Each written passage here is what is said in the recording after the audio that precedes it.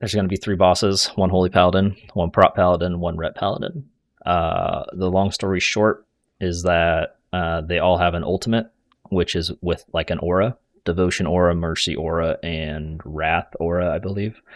They happen at 100 energy. They don't happen at the same time as one another. It's only one at a time. They're going to put a massive circle on the ground. We have to get out of it. When they're done casting, they'll put Consecrate, which is just Area of Denial, where they do it. So bosses are going to stay on the outside of the room.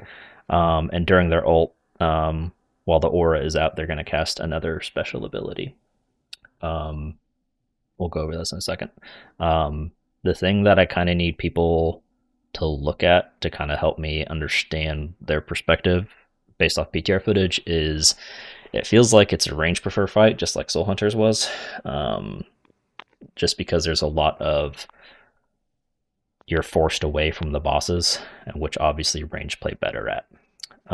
But keep in mind that normally when people feel this way about bosses, it turns out not to be as range reliant as it normally is.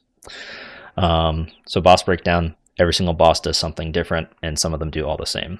The thing that they do all the same, when the ult is end, they drop Consecrate, which is the Air Denial just talked about. The Holy Paladin does a charge. It hits everyone in the pathway. It always goes to the furthest away healer or ranged from her, not from the entire group, but specifically from her. So that's probably going to be one person. Crimmy is chosen to bait it away from the group or something like that. After the charge, she starts a cast, which she gets a shield on herself. We have to break the shield and kick the cast. Does a channel that does raid-wide ticking damage, and her ultimate is if you directly attack a boss inside of her circle, you get pacified for 4 seconds. During her ult, she does a healing absorb. It's like 600k on heroic on the 3 closest people. So this is probably going to be like a rotational thing, or it's just going to be 3 healers who self-heals themselves the most. I'm not sure which. We'll figure it out when we get to heroic week. One quick thing about her aura, though. It was not working, I think, as intended in PTR, because you could attack a boss that was within the circle and sometimes get pacified. You could be inside the circle and attack a boss that's outside the circle and sometimes get pacified, and you could attack a boss while you are in the circle and they are in the circle and not get pacified. So I don't really know how to read and understand how her aura is going to work, but we'll figure it out. The Prop Paladin does an Avenger Shield. It's just going to hit a bunch of people. It's going to be obvious when it's on you. Just get out of the raid. Passively does raid-wide ticking damage. Every time an ult happens, gets stronger. Tanks.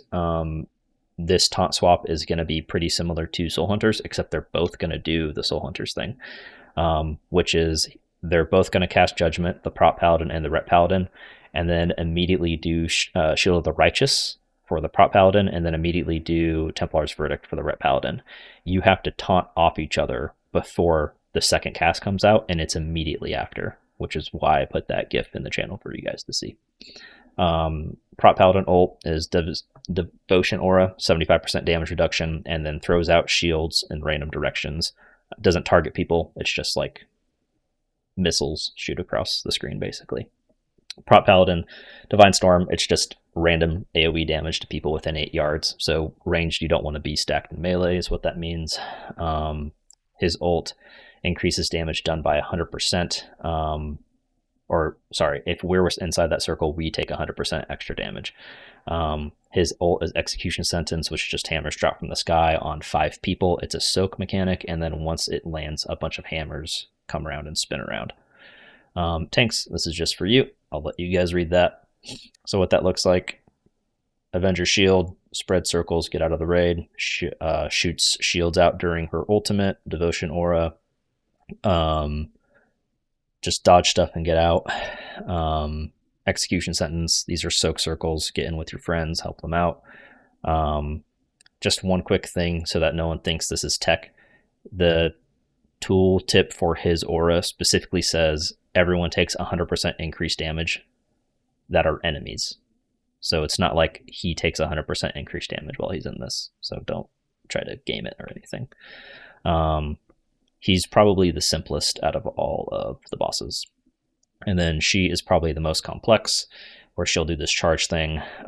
Whenever she charges and get the shield, it's a whole raid swap. Melee, we'll figure it out if you guys actually need to swap, because the range are probably going to be good enough to break the shield. All right. So just real quick, this is Avenger Shield. Get out with it. It's going to throw shields here. Bang, bang, bang. Charging in. That's why getting on his little horsey. And then casting a Blinding Light. Does exactly what you think Blinding Light does. There's no reason not to kick it immediately. This is Devotion Aura. We need to get, this is why this is like a huge tank boss, tanks, because we don't want to keep these guys inside of this circle. We want these guys to be moved before he starts casting Devotion Aura, because we're just letting them take 75% reduced damage until they get out. So tanks are really, really, really going to have to be on top of their game here. And then during the Devotion Aura is when he's doing his special ability, which is all these shields coming out. The other thing too, that we need to move the boss early, tanks, is because the Holy Paladin will start casting Searing Radiance almost during every single aura, and will not make it out of the circle. So we have to move the bosses early. More of the same. This is the Ret Paladin's aura. This is Execution Sentence. This is Soaks, and then hammers are going to come out. Just dodge the hammers. And then this is the last one. This is the Holy Paladin's one. We can't directly attack anyone inside the circle, or we get pacified.